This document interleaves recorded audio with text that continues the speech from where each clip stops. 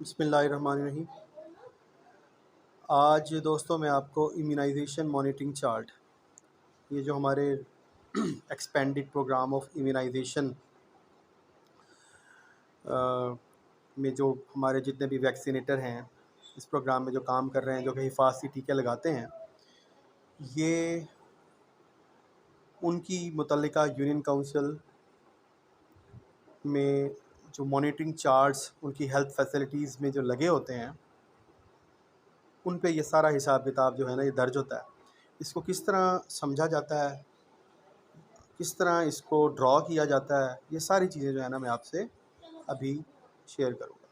अब हम आते हैं इसके टॉप पे, इम्यूनाइजेशन मॉनिटरिंग चार्ट। हम इसको कंसीडर कर लेते हैं किसी भी यूनियन काउंसिल का इम्यूनाइजेशन मॉनिटरिंग चार्ट, जो कि किसी भी बेसिक हेल्थ यूनिट, किसी भी रूरल हेल्थ सेंटर पे लगा होता है। डिस्ट्रिक्ट में डिस्ट्रिक्ट लिख देंगे, तहसील में तहसील लिख देंगे, यूनियन काउंसिल में यूनियन काउंसिल का नाम लिख देंगे, हेल्थ फैसिलिटी जो भी आपका PHU RH है उसका नाम लिख देंगे, यूनियन काउंसिल पॉपुलेशन जो भी आपकी यूनियन काउंसिल की पॉपुलेशन है आप वो मेंशन कर देंगे। और फिर हम निकालेंगे इसका annual target. Annual target surviving infants का किस तरह निकाला जाता है। यूनियन काउंसिल पॉपुलेशन को हमने ज़रब देनी है लाइव बर्थ के साथ। लाइव बर्थ वो होते हैं, वो बच्चे जो पैदा होते हैं, वो हैं टोटल यूनियन काउंसिल का 2.97।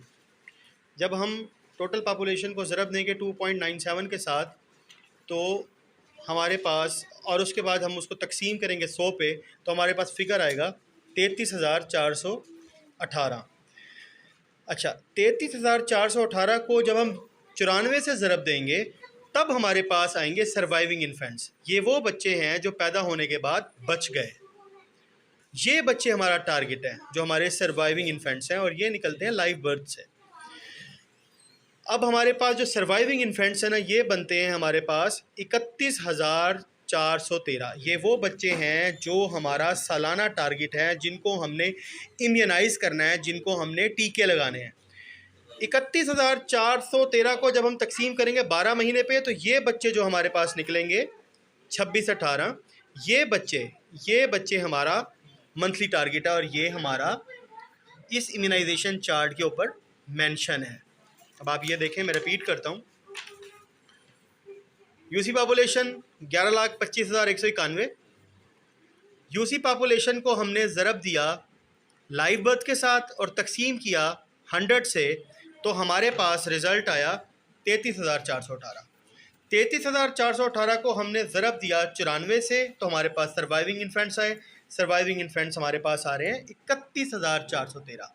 ये यहाँ पे छोटा सा बारीक करके लिखा हुआ है सर्वाइविंग इन्फेंट्स। तो 31,413 ये हो गया एनुअल टारगेट, मतलब वो बच्चे जिनको हमने सालाना 12 महीनों के टोटल बच्चे जिनको हमने टीके लगाने हैं, उनको जब हमने मंथली डिवाइड किया तो 2618 बच्चे वो हैं जिनको, जो हमारा मंथली टारगेट है, जिनको हमने इम्यूनाइज करना है, जिनको हमने टीके लगाने हैं। पहले महीने में हमारा 2618 है, सेम 12 महीने तक हमारा 2618 ही टारगेट रहेगा। ठीक है। अब जनवरी में 2618 था, फरवरी में भी हमारा 2618 है। जब 2618 को हमने 2 के साथ ज़रब दी तो ये 5236 आ गया, ये जमा होता जाएगा। जब 2618 हम पूरे 12 महीने 2618 का टारगेट फॉलो करेंगे, तो हम इसको अगर हम ज़रब 12 करें तो हमारे पास ये टॉप पे 31,413, ये पूरे 1 साल का हमारा टारगेट निकल आएगा। इन शॉर्ट हमारा जो मंथली टारगेट है वो 2618 है, जिसको हमने फॉलो करना है। अब हम आते हैं इस चार्ट के एंड पे, इसके बॉटम पे, ये आप देख रहे होंगे।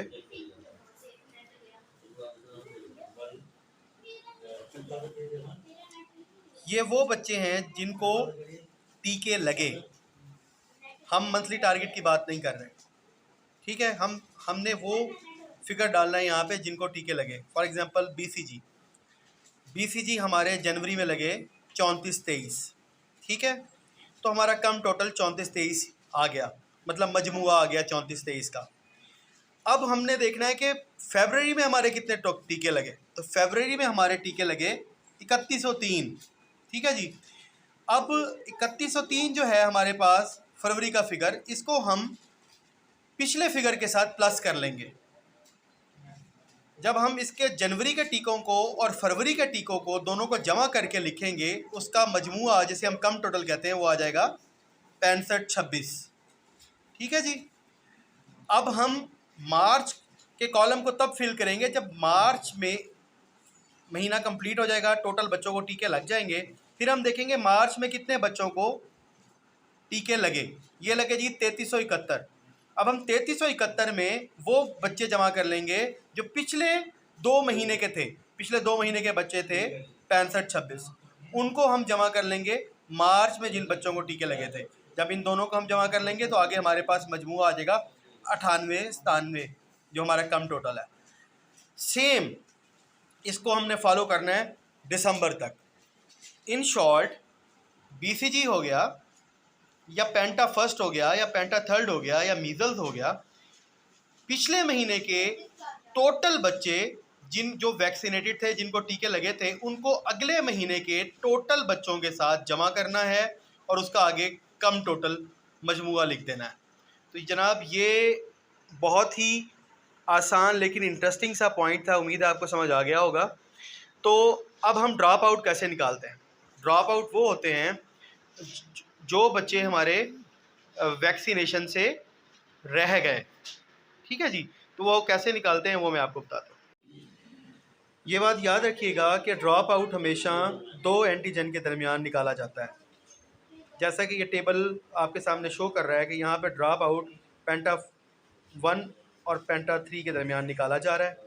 तो पेंटा 1 का जो अगर हम ड्रॉप आउट निकालें मिसाल के तौर पे जनवरी का, तो पेंटा 1 जो है वो है हमारे पास 3073। ठीक है। अच्छा, 3073 को हमने क्या करना है, इसको हमने माइनस करना है पेंटा 3 से। ये है हमारे पास 2946।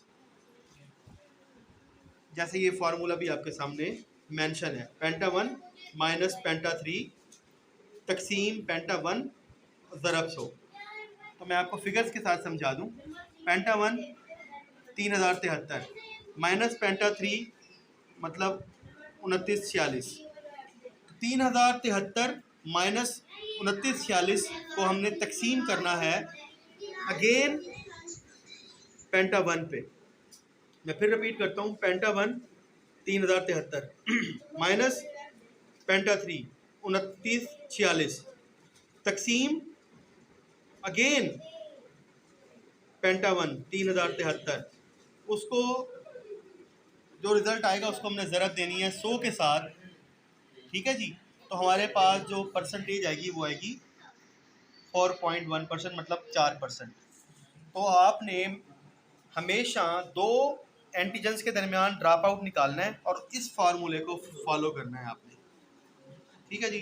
पेंटा 1 माइनस पेंटा 3 तकसीम फिर पेंटा 1 और ज़रब 100। तो आपके सामने ये ड्रॉप आउट आ रहा है जनवरी का, ये 4% आएगा।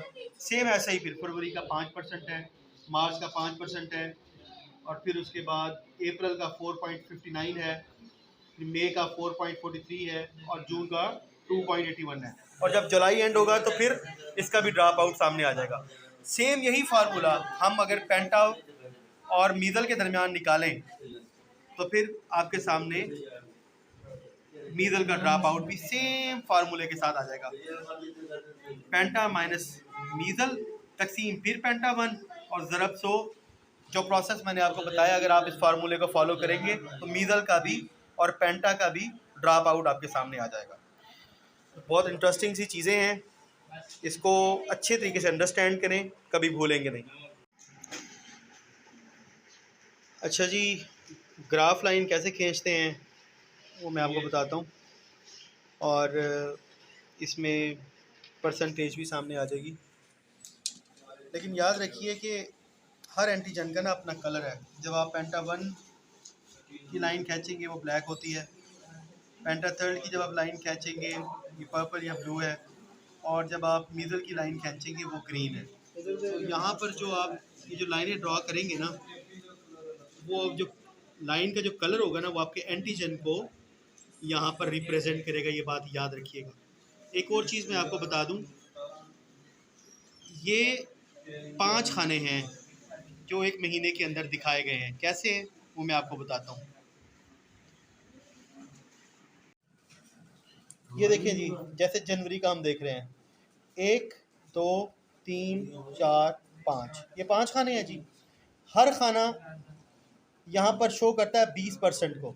अगर काम 100% है तो ये लाइन ड्रॉ होगी यहाँ तक।